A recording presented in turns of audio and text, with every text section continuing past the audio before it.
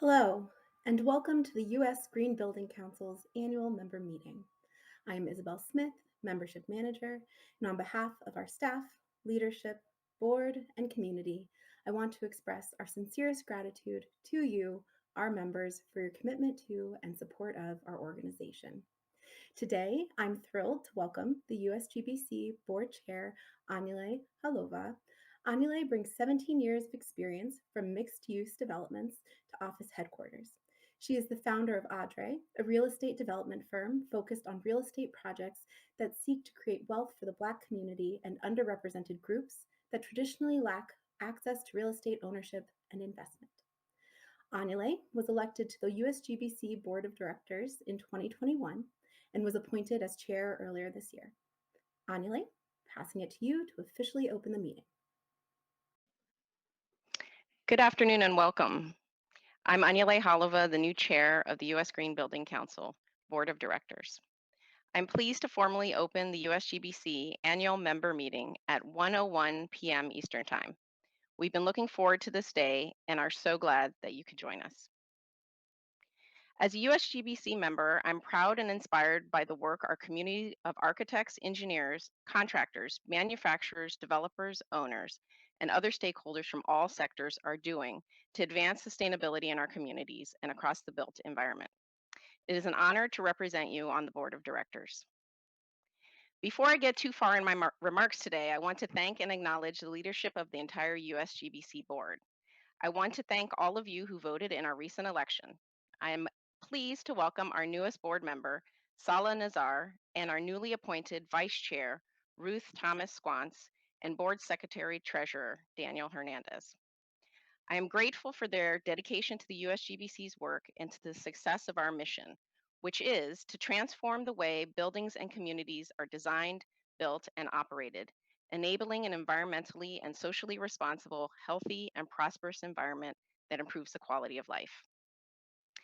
In the face of daunting climate challenges and uncertainty in the real estate market in 2023, the U.S. Green Building Council must redefine how we can best be positioned and equipped to provide the greatest value to the communities we serve. As many of you know, this year is USGBC's 30th anniversary, and we've spent the last 3 decades working with you and across the building industry to minimize practices that contribute to climate change, waste and pollution, land and resource degradation, poor occupant and community health, and other impacts by maximizing the adoption and benefits of green building. As an organization, we are deep into our second generation, continuing to drive toward environmental sustainability, but with a heightened focus on health and wellness, social equity, and climate resilience across the built environment. In fact, those 4 themes represent USGBC's strategic focus both internally in how we're structuring our organization, but also externally in terms of the market and the built environment. Today, you will hear more about these priorities and what the USGBC is doing to advance them. As a global organization, we need to advocate for strong global solutions, whether backed by LEED or any other product, tool, and partnership at our disposal. I am proud of what LEED has helped us achieve, but we have just begun. The work we are doing to transform the built environment is more important now than ever before. I fully believe the world is a better place with a strong and effective USGBC. And now I'd like to give you a little background on myself. As an equity-focused real estate developer, an educator, and a public official as the chair of Oregon's Land Conservation and Development Commission, I'm incredibly passionate about USGBC's mission. In 2020, I founded ADRE, a real estate development firm in Portland, Oregon, which seeks to create a prosperous life for people and groups that traditionally lack access to real estate ownership and investment. ADRE means the number 7 in the West African language of Ewe and pays homage to tribal and First Nation communities that value the importance of thinking 7 generations on how our society's actions affect our communal and environmental well-being. Before starting ADRE, I worked as an urban designer specializing in downtown master plans for cities in the Caribbean and urban green infrastructure projects in the US, like the Beltline project in Atlanta. And then I managed projects for two mission-driven real estate development firms.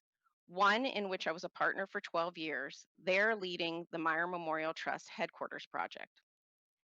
The project won a 2021 USGBC Leadership Award and a 2022 Urban Land Institute America's Award for Excellence.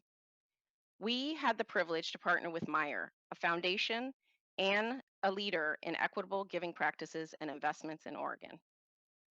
During this project, I was able to explore social equity, environmental responsibility, and building innovation from every angle.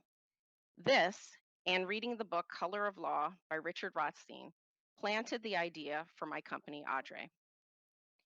In my role today, I seek to understand how developments can advance racial equity and economic development objectives while being stewards of the environment. How do we do this? By considering every aspect of the project. Who owns the land? Who develops it? Who designs the buildings? Who constructs it? Who occupies it? And ultimately, who owns them? How can buildings contribute more toward equitable social outcomes? Audrey partners with BIPOC, Black, Indigenous, and people of color, people and nonprofit serving organizations, and has set a goal to ensure that 30% of the construction dollars are awarded to BIPOC and women-owned businesses, and strives to have buildings that are 50% owned by people of color and women. As a Black woman, I don't see many people like me in real estate leadership roles. In fact, only 2% of real estate management firms are owned by people of color. And in the United States, the real estate development industry has historically been one of exclusion, with typical development irreverent to communities of color, the environment, and placemaking. Additionally, when development is good, the benefits are usually reserved for a select few, namely the wealthy. Yet the climate crisis continues to have a disproportionate impact on low income and communities of color. Being a leader in equitable development, I want to create jobs that inspire other developers to think, yes, I can do that too. The work we do every day, architecture, city design, real estate development, greatly shape the environment we and others live in. In response to climate chaos and social injustice, our industries must launch a more resilient building industry. It's about including our community members and not forgetting or excluding them. This idea of social sustainability is what motivated me to serve on the USGBC board. Peter Templeton, our CEO, will talk about what the US Green Building Council is doing to advance social equity in the built environment. This is an important new priority for our organization, and we can use our proven track record of positive environmental change to ensure that no communities are left behind. In fact, we have the unique opportunity to use USGBC's tremendous and far-reaching platform to advance equitable outcomes in the built environment. We need to build off of our successes, reaffirm our commitment, raise our expectation, and be ready to exchange in strategic partnerships with organizations that are embedded in community as we learn to engage in this new type of work. One of the things I hope to accomplish this year in my role as chair of the US GBC board is updating our strategic plan to reflect the urgency and opportunity of this moment. Our primary duties include setting organizational strategy, ensuring USGBC is advancing its mission at scale, and actively managing risks. My goal for the USGBC board is to ensure that we have a connection to the entire market we are working to transform, whether that is through our day jobs or through our personal commitments and values. And that connection informs and inspires our efforts to bring the benefits of green building to all communities. Our organization is strong, our community is strong, our commitment is strong. And because of your support, our potential is unlimited. I thank all of you for being members of USGBC and extend my special thanks to all of you who are serving as volunteers across our working groups, committees, and local communities. Each of you are here because of the change you're trying to make happen within your organizations, your projects, and communities. You have helped us prove what is possible, and we look forward to working with all of you to ensure continued success in achieving these shared goals. Thank you. It is my pleasure to turn over to Peter. Thank you, Anyeley. I also want to welcome all of you joining us today and start by taking a moment to thank you for your membership in USGBC. We're tremendously grateful for your support and your dedication, as our members are essential to every aspect of USGBC's work. As Anyeley just mentioned, this is USGBC's 30th anniversary, and as we look back over the past 30 years, it is the strength of this community that stands out as our biggest accomplishment and the biggest factor in our successes that we have accomplished as a movement. I hope that each and every one of you are as proud as I am of the tremendous progress that we have made in green building in these past 3 decades. These changes have led our industry in ways that have been remarkable and transformative, yet there is still so much more to be done. USGBC will continue to push and advance climate action, human health and well-being, and opportunity and economic prosperity through our buildings and our communities. But we need to be bolder. We need to go faster. The future generations depend on it. This is a very important and exciting year for all of us, and your support is more critical than ever. Coming out of COP last year, the UN Environment Program reported that to meet the global net zero CO2 emissions target by 2050, emissions for the building sector will need to be halved by 2030, just 7 years from now. This will require an annual emissions reduction rate of 8%, equivalent to achieving the reductions levels only seen at the height of the global pandemic each year for the remainder of this decade. It's up to all of us to help accelerate the pace of emissions reduction by leveraging our collective influence and know-how to drive wholesale market transformation, and that is what we're about. Today, I want to talk to you about what USGBC is doing and how you can get involved. I'll start with LEED. I know the mere mention of LEED version 5 raises a lot of questions for all of us, so we're hard at work with many of you to answer them.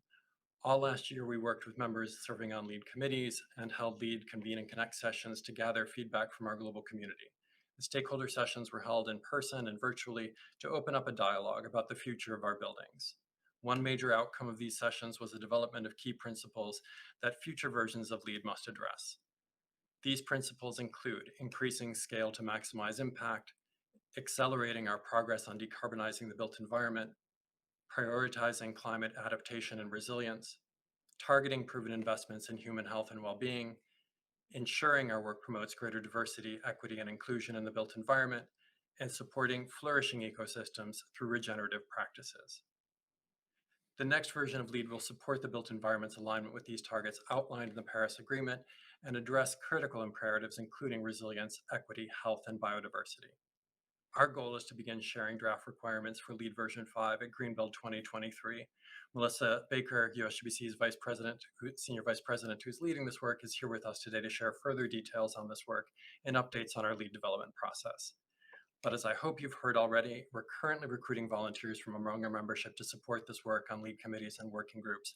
I hope you'll take advantage of these opportunities to engage directly in the LEED development process. We invite you all to play a key role in defining this next version of LEED. At the same time, we've also proposed an update to LEED version 4 to more directly address greenhouse gas emissions and climate change. The version 4 updates would raise thresholds to encourage greater energy performance and emission reductions, aligning LEED version 4 with the rigor of LEED version 4.1, which increased energy performance requirements upon its release in 2018. This year, to support LEED version 5, USGBC also plans to launch a single streamlined platform for LEED projects designed to make a smoother and more intuitive certification process. We know you've been asking for this and we're working hard to deliver on those expectations. We have already identified a partner in this effort and we're excited to be able to offer improvements around reducing the documentation burden for certification while maintaining the rigor of third-party certification. This platform will strengthen our capabilities for data management, reporting, and validation of performance improvement across both buildings and portfolios, and we look forward to sharing it with you in the coming months. Speaking of portfolios, last year the USGBC and GBCI boards announced a shared commitment to supporting and driving building performance improvements at scale. This is fundamentally different in that we cannot expect every asset within a portfolio to meet the requirements currently set for LEED certified projects. But goals can be applied to guide and measure progress of portfolios over time. This is especially true of existing buildings. Transformation of the existing building stock has been elusive due to market barriers, including cost and capacity constraints, and these constraints are multiplied at the portfolio scale. Our existing buildings represent an enormous opportunity for reducing impacts on climate, on health, and on our communities. by guiding and validating performance improvements of existing buildings. This helps strengthen green financing and ESG initiatives and other drivers that can create additional momentum and value for building green. Our goal is to help you and your clients achieve your ESG commitments and corporate commitments and institutional commitments, and to move the market further and faster. I also wanted to take a moment to talk about the initiatives underway to advance diversity, equity, and inclusion, both within USGBC and across the built environment. We envision a future where, through the work of USGBC, GBCI, and the greater building industry, the built environment supports equitable access to community resources and opportunities and provides healthy, resilient, affordable, and accessible spaces to all. Over the past year, with the support of the USGBC and GBCI boards, we've begun to assess and improve our own policies and practices, as well as identify opportunities to advance equity in the built environment through our work. This is a long-term commitment, and much work remains to be done. Last year, USGBC and GBCI released a joint DEI vision statement to guide this work. We look to our community to share your experiences and perspectives that can help us realize this vision. We will be expanding partnerships, and we've been working to bring equity into the lead rating systems through revisions to credit intents, incorporation of equity questions into the integrative process credit, and the development of new pilot credits, and much more. But team members across our organization are involved in efforts to evaluate current policies and procedures, to strengthen awareness and knowledge, and identify best practices and opportunities for improvement, while defining goals and impact metrics that we can use and developing mechanisms for reporting on our progress. We know that equity and inclusion aligns with the core values of our community, and as market leaders, we expect to be held accountable. We're committed to continue sharing our learnings, our progress, our challenges, and our successes in this work, and appreciate your support. This year, USGBC will also continue to focus on building the green workforce. The green building industry must ramp up capacity to meet our ambitious goals for emissions reductions and resilience. This requires equipping current building industry professionals with new skills and know-how, and attracting and training future workers to design, build, and operate buildings that are smart, modern, healthy, and efficient. Today's high school students will be entering the workforce with just years to address 2030 goals and an even greater urgency for developing proven solutions at scale. In 2022, USGBC released a number of new resources to help recruit and train new green building professionals. In 2023, we're continuing to add resources, mentorship and outreach programs, and new partnerships. These efforts will build on the reach and impact of our professional credentials, our work experience programs, our learning lab programs, and will add to the discounted offerings, volunteer opportunities, and other education programs that help students and young professionals gain valuable skills and experience. We're also working to expand opportunities through effective policy. Our community's commitment to green building has paved the way for a number of local advocacy successes this past year. As a few examples, in Hawaii, the Senate adopted a resolution initiated and based on USGBC's model resolution that urges the governor to use federal infrastructure dollars for projects that support climate resilience and equity. In Maine, the governor now requires all projects funded by the Maine State Housing Authority to earn a third-party green building certification. And in Rhode Island, the governor signed legislation expanding the requirement that state public buildings meet a LEED for neighborhood development or site certification to include buildings in real property of both cities and local governments as well. These are great successes, ones that will have tremendous local impact, but can also be replicated, and we need your help to do so. Our advocacy and policy team is actively monitoring and engaging in thousands of pieces of legislation around the US. We invite you to join our advocacy working group, and we're continuing to strengthen our support of this work, and member participation is critical to the success of our policy efforts at the local, state, and federal levels. I also want to mention Greenbuild. Greenbuild 2022 was energizing. We thank all of you who joined us and all of the volunteers who helped make it so successful. This year, Greenbuild will be happening the last weeks of September right here in USGBC's hometown of Washington, D.C. I'm tremendously excited about this year's event, as Greenbuild will be the hub of USGBC's 30-year anniversary celebrations, as well as our USGBC Leadership Awards, where we'll celebrate the leaders who are making green building vision a reality. We've already seen a 40% increase in session proposals this year, and we know that the program will be filled with innovation and inspiring content, as you all expect from us. We're working and looking forward to bringing people together from all over the globe to reconnect and recommit to working every day to better the built environment, and I hope that I will see all of you there. Lastly, I would like to talk about strategic planning. As Anyeley mentioned, we're reviewing USGBC's strategic goals and priorities this year to make sure the investments that we're making across our team and our community are tightly aligned with our mission and that we're effectively positioned to advance it. This effort is particularly important as we seek to balance our impact and our influence with the need for greater speed and scale. We will collect input from members and stakeholders across our industry in developing this plan with the goal of helping set up our community for even greater success over the next 3 decades. So I'd like to conclude by reinforcing how committed we are not only to growing the green building movement, but also to helping and supporting you and your efforts and endeavors. Together, we're uniquely positioned to lead the global movement for healthy, sustainable, and resilient and equitable buildings and communities. Once again, I want to thank all of you and all of our members and volunteers across our community. I'm honored to be working with you on this journey, and I can't wait to see what 2023 has in store for all of us. Thank you for being with us today. I am now pleased to turn the program over to Melissa Baker, Senior Vice President for Technical Development. Great. Hello, everyone. How are you? Thanks for being with us here today. I'm Melissa Baker, as Peter mentioned, and I'm glad to get to be here to talk with you about the work we're doing on LEED and LEED technical development. We're really in an exciting time for our work and for your work. Huge time for change in the built environment, whether it's shifting in the real estate market or opportunities that come from, the climate imperative that we're all facing. So we know there's momentum now to respond to the crisis of climate change, to provide for the needs of occupants and really take care of people. That momentum has never been greater. And so we are looking at what we need to do with LEED, with our rating system work, to answer that call and to really help highlight your work and move the market forward collectively. So I'm glad to be here to talk and reinforce some of the points that Peter and Anyeley made. It's great to hear the broader work of the organization. So how do we put that into action? As you all know, LEED has long been a way for us to encourage the voluntary adoption of high performance goals for buildings, for communities, neighborhoods, for cities. And your collective work is really why we're here today. LEED is developed by member volunteers, the members who are in our M Labs, in our communities across the country, around the globe, and then the member volunteers who sit on our LEED communities, who provide expertise in the technical development of the rating system.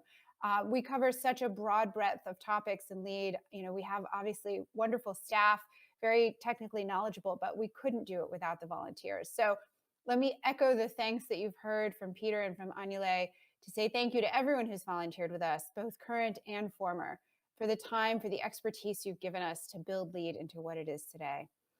And that's building on hundreds of thousands of hours of volunteer time.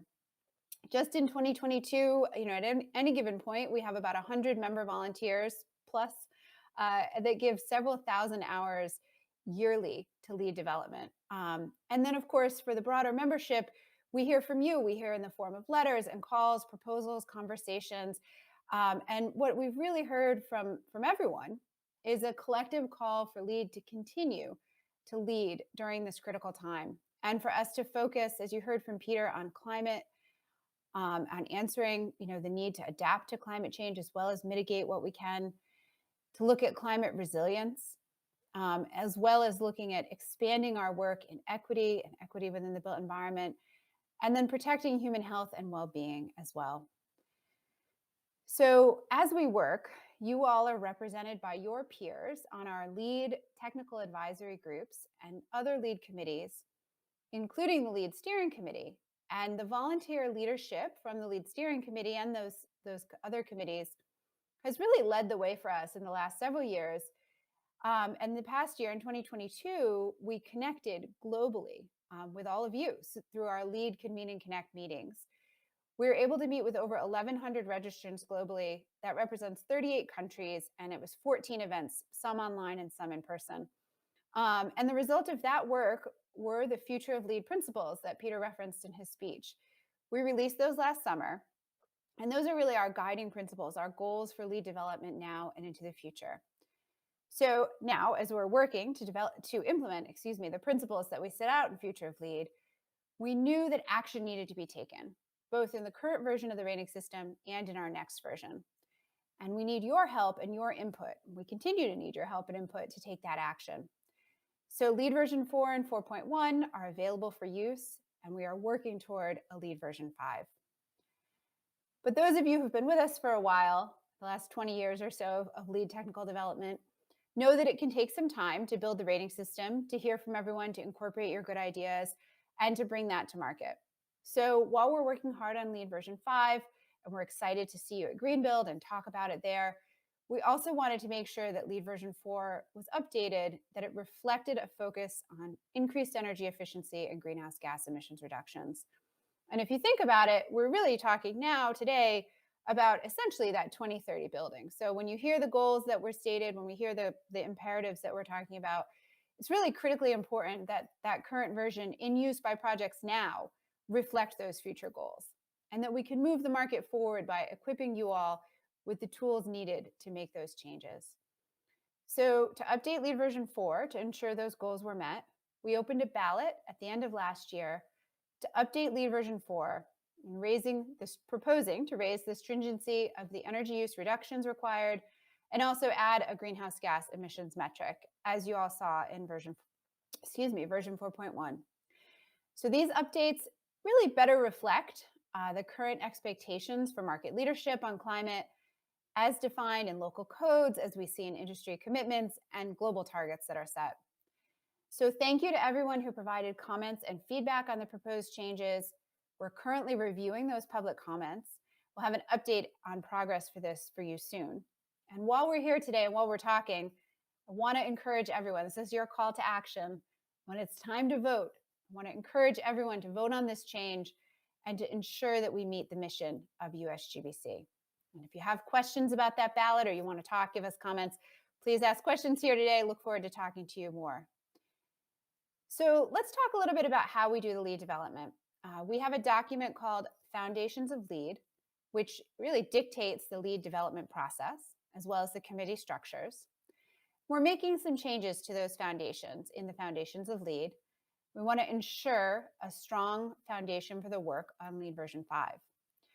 So we released an update to the Foundations of LEED in January 2023.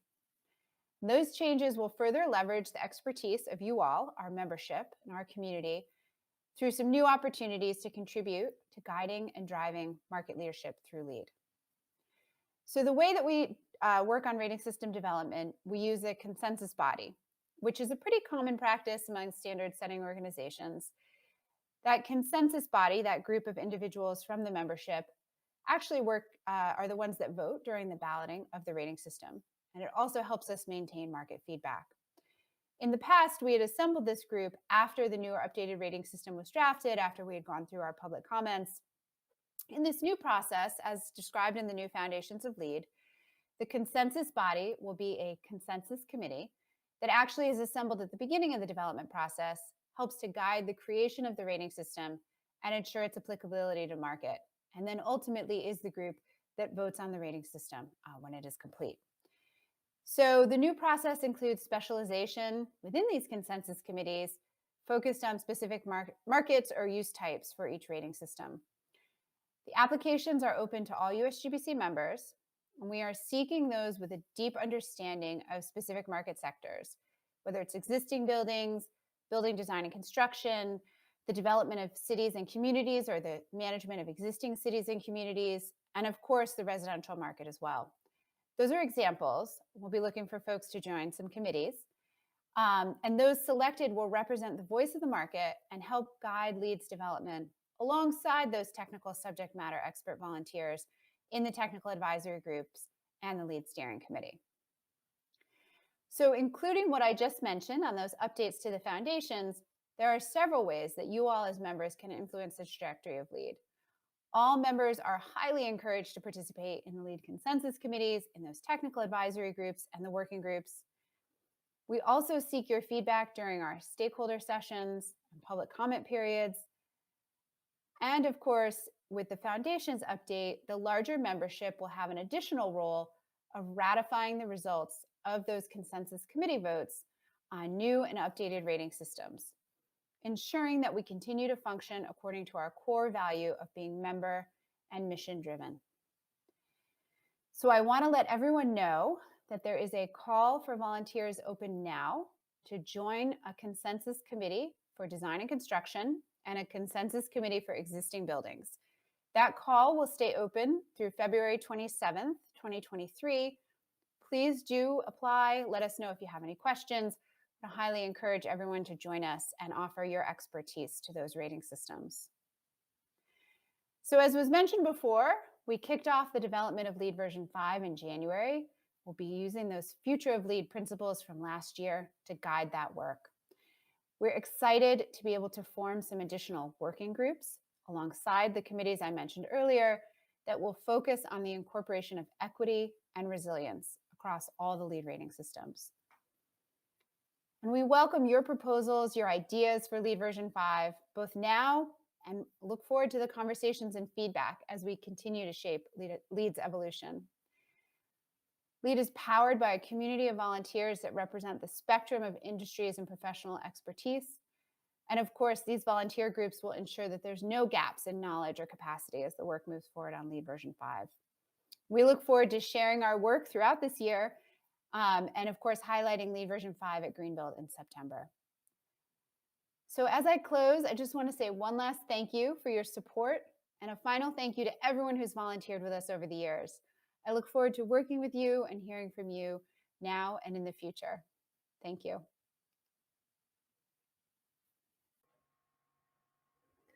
Anyeley, Peter, Melissa, thank you so much for your remarks and your insights. Now I am pleased to open it up to questions from our members. In order to submit a question, please go ahead and share them in the Q&A section of the platform, and I will be able to raise them with our speakers. We'll begin with some questions that were submitted in advance of the meeting, and that will give us some time to allow for other questions to be submitted as well. Any questions that are not addressed during the meeting will be answered at a later date. With that, let's get started. Anyeley, stepping into this new leadership role on the board, I'm sure that there is a lot to do. What are you most looking forward to in 2023? Okay, thank you for the question. I think we all touched on it a little bit through our conversation that we just had.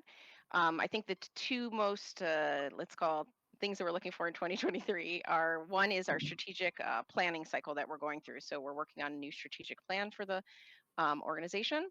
I think the second one, which we mentioned in various ways, was really about looking toward our diversity, equity, and inclusion statement and thinking about how to prioritize DEI within the USGBC as an organization, and then advancing what we're saying as equitable outcomes in the built environment. And so that's both an inward-facing and outward-facing responsibility when it comes to social equity.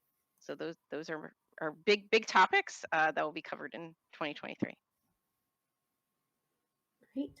And then with that, what are some other top priorities for the board in 2023, and how can members help to support those initiatives? Yeah, so kind of starting with the DEI equity conversation, really we want the USGBC community and our industry, frankly, as a whole, to reflect the communities we're trying to serve. So that could be, for us, engaging new members into our organization, subject matter experts that we currently don't have, and partnering with new organizations that are leading in this space. So that's very important. And then through that work, essentially the idea is to best define or come up with best practices on how to get equitable and inclusive outcomes from the environments that we're creating. And so we've just formed an equity working group as a part of our LEED version 5 process.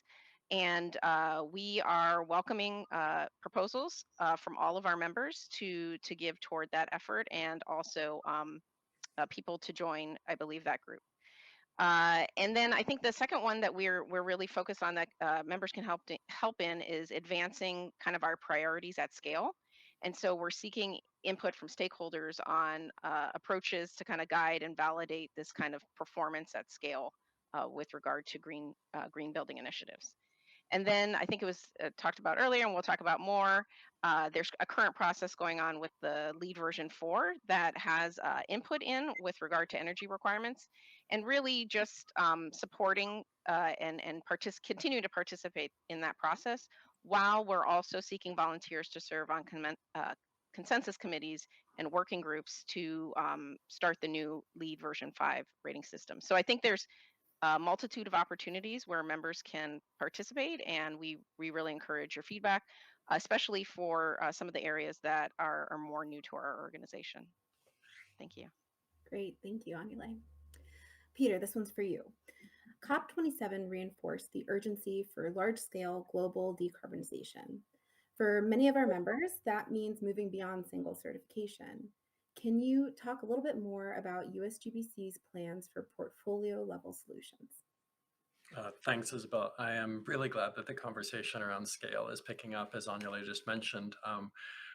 It's an important priority for us organizationally, and we are trying to make sure that we're capturing input from across our community and looking at all the opportunities that it presents. So I think coming out of COP, it's just important to recognize that the scale of action that's required to meet the Paris targets doesn't allow us to focus only on the best buildings. We need to look at opportunities for improvement on every building. And so we're in a great position because over the course of the last 3 decades, we've had a chance to prove what is possible. We've readied the market to embrace best practices that deliver on higher performance, and we're now equipped with proven solutions and the market capacity to deliver them at scale. So our work on portfolio and organizational level solutions is focused on identifying and prioritizing opportunities for improvement across entire portfolios to ensure that every building, from the best performers to the worst performers, is on a roadmap to higher performance. So this work is still very early, and we're actively engaging with stakeholders, working at the scale to hear about their needs and how we can help them to develop plans and implement actions and achieve meaningful outcomes. So we welcome input from across our community and look forward to sharing updates at Greenbuild and throughout this year. But please let us know if you have ideas of how we can make meaningful contributions to supporting success at the portfolio and organization scale, where we're really anxious to make sure that we deliver this as part of our core contribution to the market transformation. Great. And another question for you. Can you talk a little bit more about the LEED and WELL alignment announced last year? When will we hear more? Great. So I'm glad folks that are tracking this and holding us accountable. Yes, as for those of you that were with us at Greenbuild, or seen the press releases, we have had an announcement that we were going to be working collectively with IWBI on delivering a combined offering for LEED and WELL certification, really to streamline the process for certification reviews. So over the course of the intervening months, we've been working closely with IWBI to finalize crosswalks and to develop this process for reviews on the back end.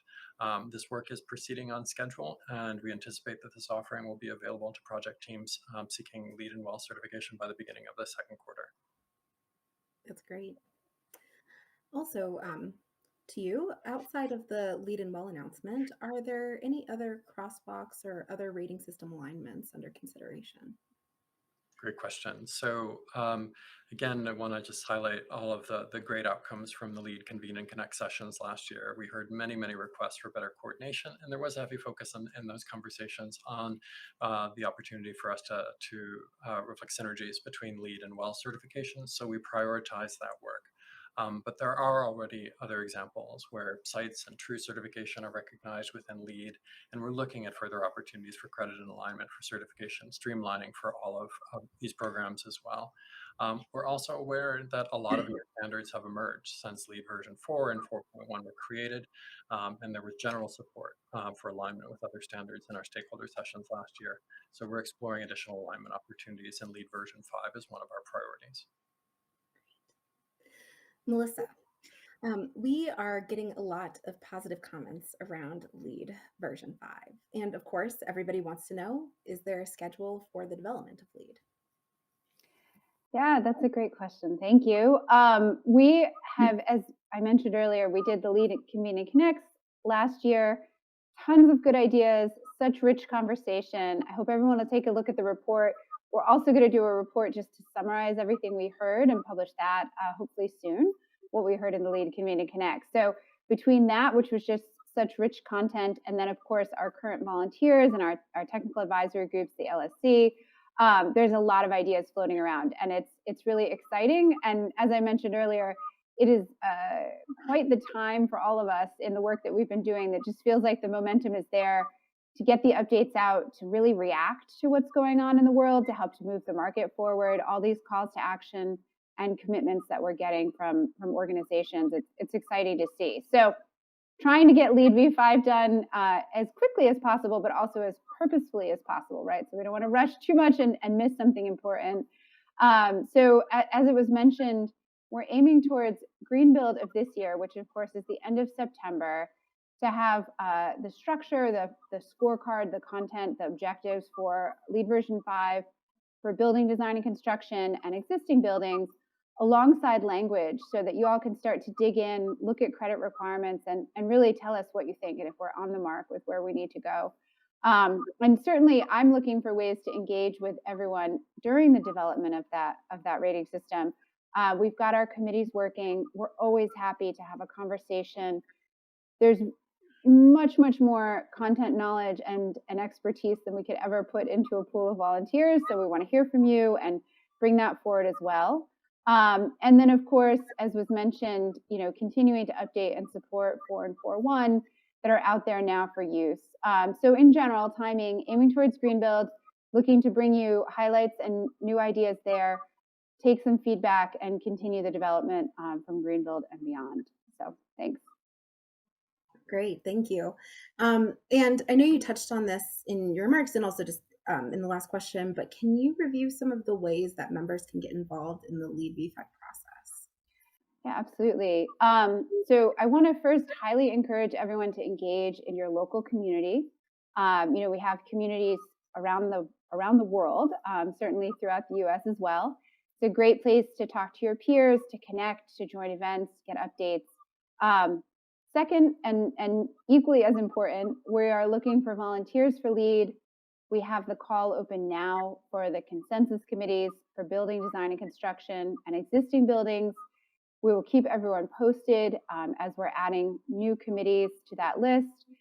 We have our general call for volunteers that opens every spring for the existing committees. So there'll be lots of opportunity for people to apply, to engage, and join us. So those are probably the most obvious ways. Second is to continue to comment, to vote, to provide us that feedback as we're working on the rating system, whether it's formally or informally. Great. And another question for you. Are there plans to create more tools for LEAD users, including updates to the online platform and translation of LEAD resources? Yeah, I am very excited about this, and I know folks who are active users of the rating system will be too. Hopefully you all have seen the updates made to LEAD Online in the last 9 months, year, and the ease of use that's come from that. But we really committed in the future of LEAD and for the whole organization to deliver one platform that is the end-to-end user experience for LEAD. And we know that's critically important both for projects to stay engaged. Design and construction is a point in time. Even in existing buildings, rating is a point in time. We need people to stay engaged. We need projects to stay engaged. They need to report data.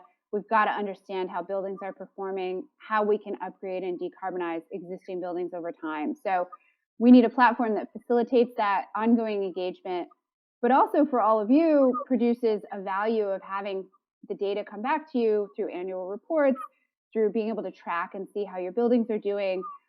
So right now we have a lot of great stuff in all of our platforms, but to put it all together, to put it in one platform, to have it be very intuitive and easy to use is the goal for this year or the next couple of years, I'll say.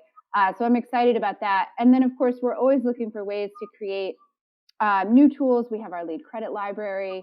We have the online reference guides, our education, translation of that into local languages. So let us know what else we can do to support, but we want to keep creating those tools and keep increasing and supporting the ways that folks can be supported in their use of LEAD. Fantastic. Thank you so much. Thanks. Anyeley, what can members do to increase adoption of green buildings within our communities? Yeah, I would say advocacy is really important, and I would think of advocacy in different levels. So there's advocacy within your own organizations where you work. There's advocacy with your clients, and then there's advocacy with local community leaders. And I think if you take your advocacy role very seriously, what's going to happen is that you're probably going to become a community leader or a policymaker yourself. And so I think I'd like to encourage everybody to be thinking about that. Would you like to serve on the Planning Commission or other roles of leadership within your city, region, or state, where you really have a chance to affect change in the policy and actualizing green buildings? I think that's super important. And then we here at the USGBC, we're a community, and in most places you have your local USGBC community that you can plug into, that can help you, give you the right tools to kind of raise awareness on green building benefits and opportunities in your local community. And so I think being plugged into a community of like-minded folks is really important. And this is one of the best communities in the world to do that. Great. Thank you, Anyeley. Peter, can you talk a little bit more about how USGBC is engaging with other green building councils around the world? That's a great counterpoint to what Anyeley just mentioned. So much of our work is at the local level, and it's incredibly important, but we're part of a global movement. So I'm excited that folks are asking about how it is that we're playing into our responsibility as a contributor to that global change. So USGBC is, of course, an active member of the World Green Building Council, and we coordinate closely with green building councils around the globe. In many instances, that collaboration is specific to LEED, helping LEED users in those markets by providing education and expertise and resources, highlighting the successes of folks working on LEED projects. And that also extends to other USGBC and GBCI programs that are being offered globally. In other instances, those collaborations are related to globally relevant topics such as green bonds and sustainable finance and net zero commitments in areas where we're joining forces to really advance shared objectives. This is where our collective strengths and expertise is really being shared across borders, and we're able to show that successes that we're achieving in one market may be transferable to other markets, and that those learnings can be beneficial to all of us that are trying to advance this change. So I will say we're really excited to see GBCs growing both in strength and numbers, and sharing learning across these markets. There are now over 70 green building councils around the globe, and we work with most of them on a regular basis through our work, and certainly aligned with all of them in terms of the market transformation we're looking to see. I also want to say, just thanks to the work of all the stakeholders that we engage with, many of which are USGBC members, but also members of local GBCs around the globe. These relationships are foundational to the success of LEED as a global mark of green building leadership. And we count on the continued support of GBCs and their members to ensure that LEED continues to be applicable and influential in markets around the world. So when we're talking today about the need for input for stakeholders, from stakeholders to ensure that LEED evolves to serve the needs of all communities, a big part of that is leveraging these partnerships and relationships that we have that are established through the GBC network. Great. Thank you so much, Peter. Another question for you. So USGBC recently released a pricing update. Talk a little bit more about that. So I'm glad folks are paying attention to the details. Yes, we notified customers that new fees for LEED project registration and certification will take effect on May 1st, and that new pricing will apply to all projects which register or submit for certification after that date. We do want to highlight that project teams can prepay for registration or certification before May 1st to lock in the current fees. But this is an important step that we don't take lightly. The new fees represent an increase of roughly 12% on average over the current fees, which were set back in 2016. So this is our first fee change in over 7 years, and it is critically important to support the services that we're providing.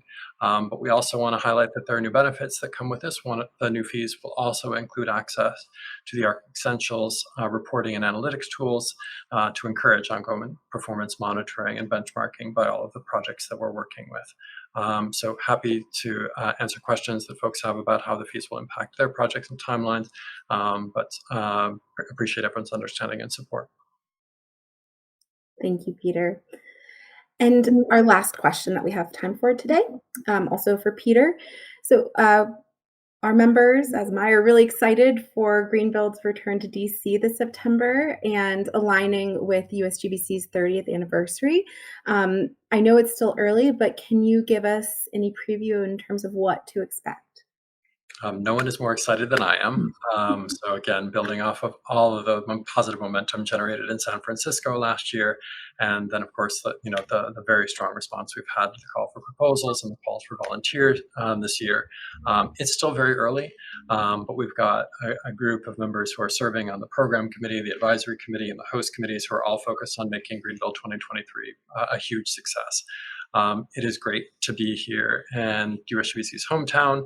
As I mentioned earlier, at this particular moment, we have so many great green buildings to showcase here, along with examples of private sector and local and federal government leadership.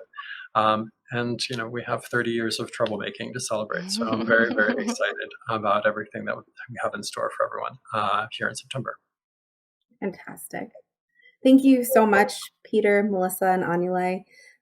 Really appreciate your time today and answering these questions. Peter, I am now going to pass it off to you for your closing remarks.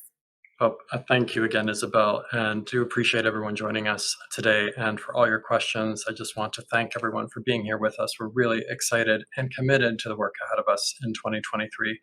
We hope that you will all continue to share your successes, your experience, and your expertise by participating in our local USGBC communities, as well as the committees and working groups that we have supporting the evolution of LEAD, our work on policy and advocacy, Greenbuild, and other programs that are helping to expand our reach and impact. We're tremendously grateful for your support, and we're constantly inspired by your commitment to transforming the built environment. So we look forward to working with all of you on our shared priorities this year, and then again, celebrating on our collective successes together at Greenbuild in September. We look forward to seeing you all then, but thank you all again for being with us today.